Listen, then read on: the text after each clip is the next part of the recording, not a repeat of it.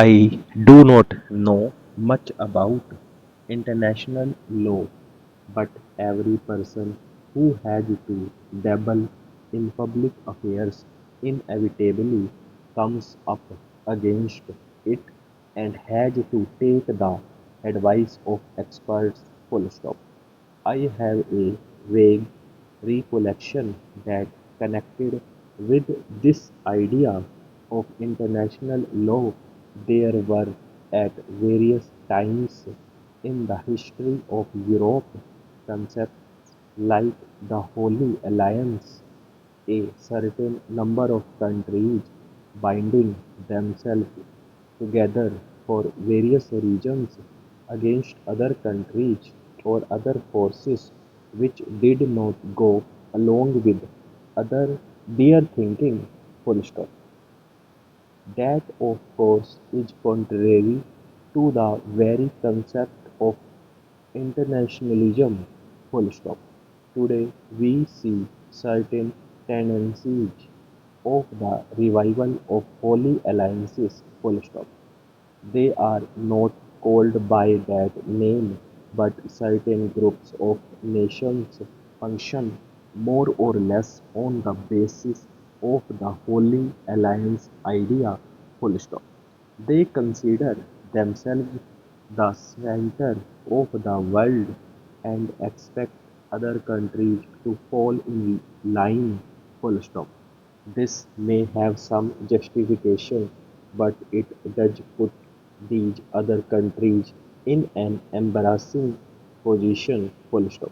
Either one joins the Holy Alliance or one is outside the pale of international law in a sense.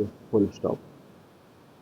The emergence of Asian and African countries as independent nations and this return to the Holy Alliance idea make it important that concepts of international law should be examined closely. Full stop.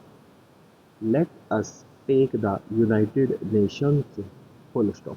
I think it was supposed to be an international organization inclusive of all the independent nations of the world. Full stop.